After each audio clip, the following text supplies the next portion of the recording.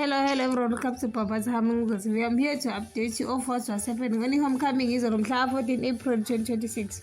Sikhumbule ukuthi omama bendawo bebethi uShaba kadingise endaweni.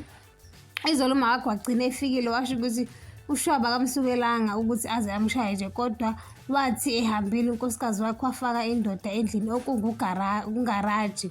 Wabe sebashaya lapho ngaye ukuthi wabasukela nje. Lapho umphakathi lokhu ubanga umsindo ungaphika ukuthi kusendaweni ehloniphekile nabakuyo. Baba kaZethi noma mama kaZethi babiza uZethi ngoba nakho befuna ukukhuluma naye ngendaba kaSifiso. Baqala bambuza ukuthi lento ayikade ayicelelisa iyona yini. Hayi avume uZethi bese bethi kumele ayoqina ukuze akwazi ukuzimela nasezimpini zasesithenjini. Athi uyanqaba uZethi ngoba phela wamkwanyana akamcabangeli njengomuntu okhohlakele. Bavele nje abazali bakhe bashaye phansi ngonyawo bethi uzoyenza lento.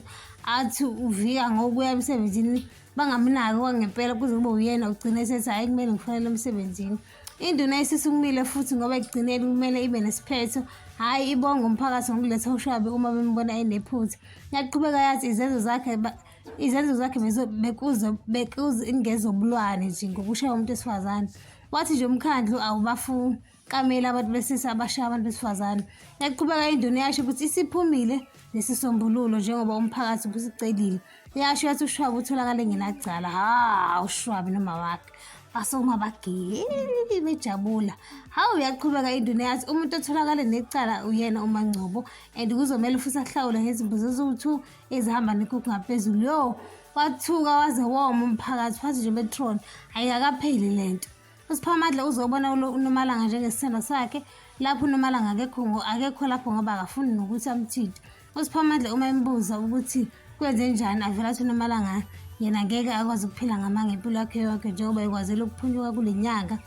Next month akanalo iqhinga azolenza.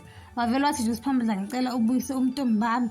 Axawe nje ukuthi uSiphamandla izokwenza kanjani lonto ngoba hambile ayibuya. Wazamtshela ukuthi ngisho kwi-LO bayafunda ngayo leyo nto. uNomalanga akabanga nomuntu oyizwayo yonke lonto yena nje ufuna ubuntombi bakhe lana. Umkwanyana uzovakashela umngane wakhe ngoba nakho ezobuza ukuthi uyivuma kanjani into enjengalena isithemba. Vele nje uMakwanyana athi banikezile isibusiso sakhe. Wathi uyenza kanjani lonto. Wathi nje kuhlukile esho kumngane wakhe. Wathi uZethi ukhethwa amadlozi kanti futhi lento yesithembu ayiqali manje ukuthi ayazi ukuthi wayengazi ukuthi kuzoba khona kodwa into endala ukuthi wayengazi ukuthi kuzoba ubani.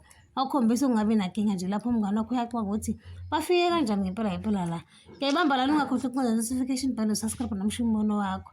Bye.